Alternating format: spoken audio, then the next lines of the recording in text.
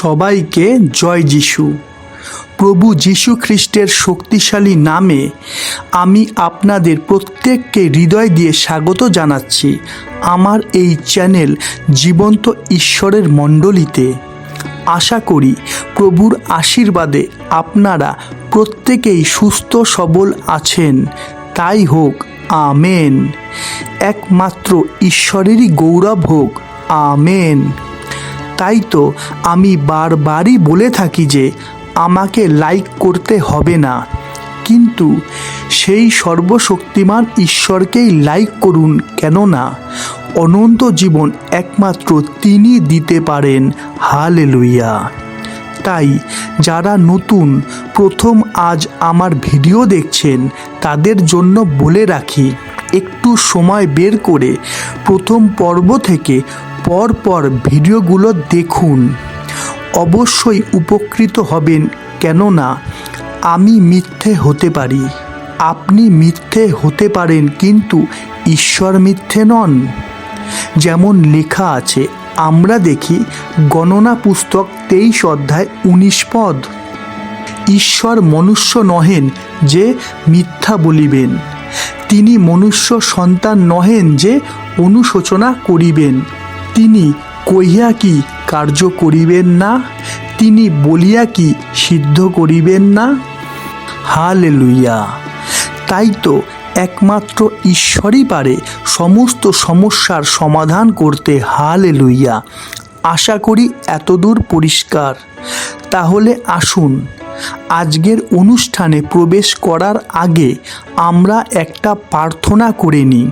হে সর্বশক্তিমান ঈশ্বর, আমার অনুরোধ, তোমার আত্মা দ্বারা তোমার বাক্যকে তোমার প্রত্যেকটা মনোনীত সন্তানদের কাছে প্রকাশ করো, যেন তারা তোমার এক একটা বাক্যের নিগূঢ় তত্ত্ব বুঝতে ও গ্রাহ্য করতে পারে। তাই তুমি সাহায্য করো প্রভু, কেননা তুমি ভিন্ন আমরা কিছুই করতে পারবো না। তাই তুমি দয়া করো প্রভু। এই প্রার্থনা আমি খ্রিস্ট যিশুর নামে চাইলাম, আমেন। আজকের বিষয়, বাইবেল কি বলে সত্যিকারের সফলতা নিয়ে। আমি আবারও বলছি, আজকের বিষয় বাইবেল কি বলে সত্যিকারের সফলতা নিয়ে। বিষয়টা খুবই গুরুত্বপূর্ণ, কেননা সফলতা বলতে আজকের পৃথিবীতে বেশিরভাগ মানুষই একটা কথাই বলছে, আর তা হলো নিজেকে গড়ে তোলো, নিজের উন্নতি করো, নিজের জন্যই বাঁচো, তাই না? কিন্তু এটাই কি সত্যিকারের সফলতা? শুধু নিজের উন্নতি কি সত্যি সঠিক পথ? বাইবেল অর্থাৎ ঈশ্বরের বাক্য কি বলছে এই বিষয়ে? আমরা দেখি ফিলিপিও 2 অধ্যায় 3-4 পদ, প্রতিযোগিতার কিংবা অনর্থক দর্পের বশে কিছুই করিও না, বরং নম্রভাবে প্রত্যেকজন আপনা হইতে অন্যকে শ্রেষ্ঠ জ্ঞান করো, এবং প্রত্যেকজন আপনার বিষয় নয় কিন্তু পরের বিষয়েও লক্ষ্য রাখো। কি লেখা আছে? শুধু নিজের কথা নয়, কিন্তু অন্যদের কথাও ভাবতে হবে, তাই না? কেননা শুধু নিজেকে উন্নত করার অর্থ সফলতা নয়, সত্যের পথ নয়। এইভাবে চলার অর্থ নিজেকে ঠকানো। হ্যাঁ, নিজেকেই ঠকানো, কেননা শেষ ফল হবে শূন্য। তাই তো প্রভু যীশু বলেছিলেন, আমরা দেখি মথি 16 অধ্যায় 26 পদ, বস্তুত মনুষ্য যদি সমুদয় জগৎ লাভ করিয়া আপন প্রাণ হারায়, তবে তাহার কি লাভ হইবে? কিংবা মনুষ্য আপন প্রাণের পরিবর্তে কি দিবে? অর্থাৎ তুমি বড় হতে পারো, টাকা, নাম, যশ, সফলতা পেতে পারো, কিন্তু যদি আত্মা হারাও তাহলে সব কিছুই বৃথা, সব কিছুই অর্থহীন। তাই আজ যারা যারা শুধু নিজের উন্নতি নিয়ে ব্যস্ত, নিজের উন্নতির জন্য অন্যকে ঠকাচ্ছে বা অন্যের ক্ষতি করছে, তার ফলাফল কী হতে পারে? তারা আস্তে আস্তে স্বার্থপর হয়ে যাচ্ছে, তারা ঈশ্বরকে ভুলে যাচ্ছে। হ্যাঁ, বিশ্বাস না করলেও এটাই সত্যি, এটাই ন্যায্য, এটাই বাস্তব। কিন্তু প্রভু যীশু এই বিষয় কী শিক্ষা দিয়েছিলেন? আমরা দেখি লূক 9:23। আর তিনি সকলকে বলিলেন, কেহ যদি আমার পশ্চাৎ আসিতে ইচ্ছা করে, তবে সে আপনাকে অস্বীকার করুক, প্রতিদিন আপন ক্রুশ তুলিয়া লউক এবং আমার পশ্চাৎগামী হউক। অর্থাৎ এখানে প্রভু যীশু নিজেকে আগে নয়, কিন্তু ঈশ্বরকে অর্থাৎ তার বাক্যকে আগে রাখতে বলেছেন ও নিজের সমস্ত মন্দ সুখ অভিলাষগুলোকে ত্যাগ করতে আজ্ঞা দিয়েছেন, যা দৃষ্টান্ত রূপে প্রতিদিন ক্রুশ বহন ও নিজেকে অস্বীকার। আমরা দেখি মার্ক 10:45।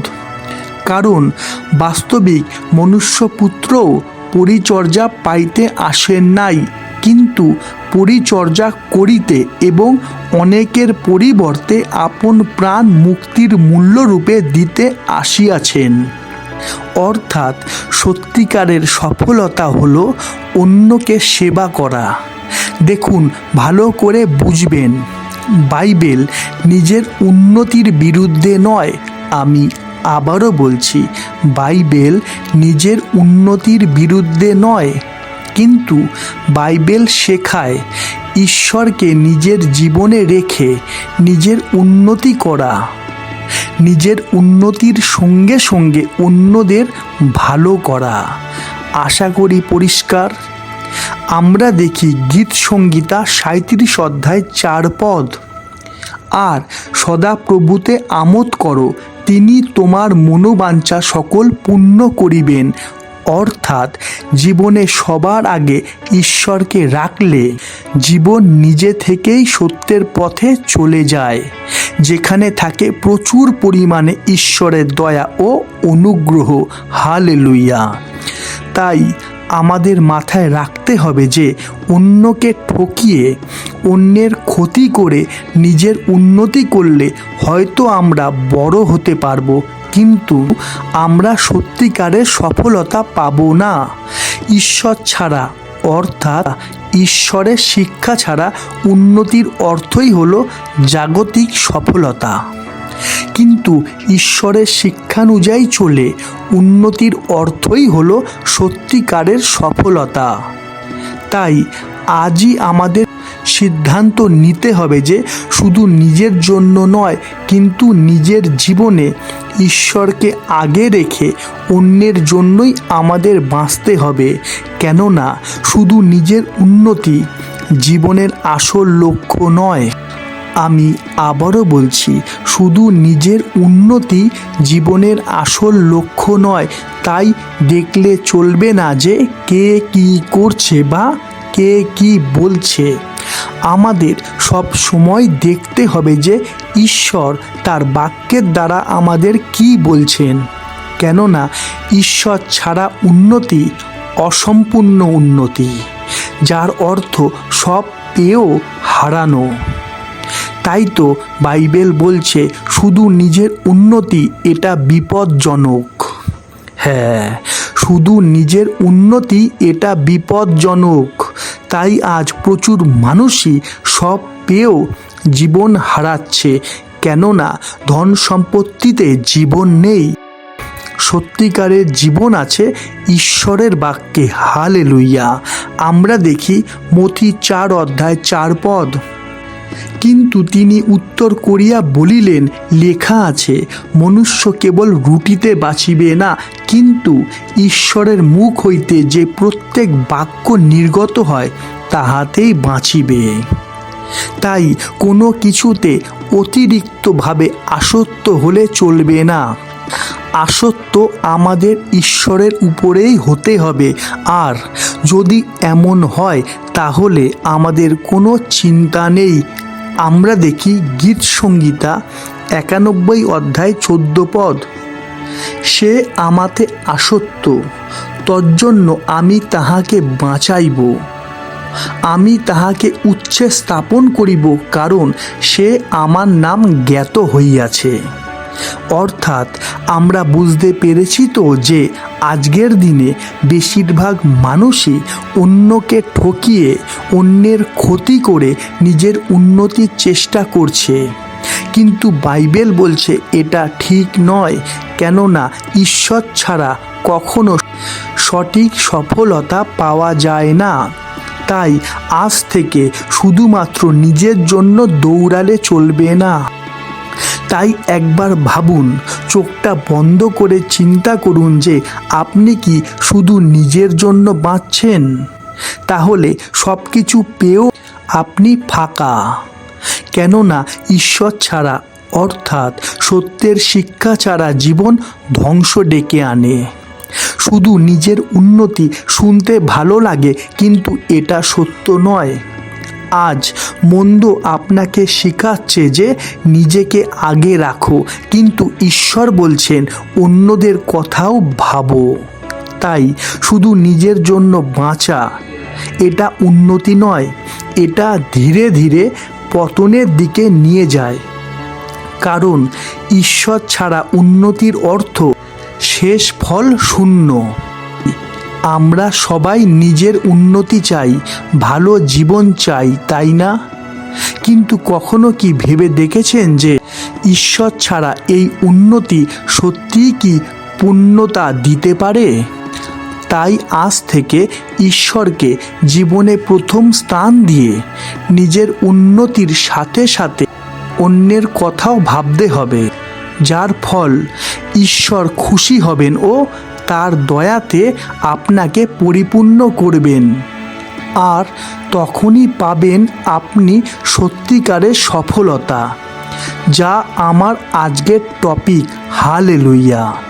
ঈশ্বরের বাক্যে বিশ্বাস করা প্রত্যেকটা বিশ্বাসীদের উপরেই ঈশ্বরের অনুগ্রহ বর্তুক। আমেন। তোমরা যত লোক খ্রিস্টে আছো, তোমাদের সকলের প্রতি শান্তি বর্তুক। আমেন। আজ এতটাই। আবার দেখা হবে ঈশ্বরের জীবন্ত বাণীর নতুন কোনো শিক্ষা নিয়ে। ততক্ষণ সবাইকে জয় যিশু, জয় যিশু, জয় যিশু।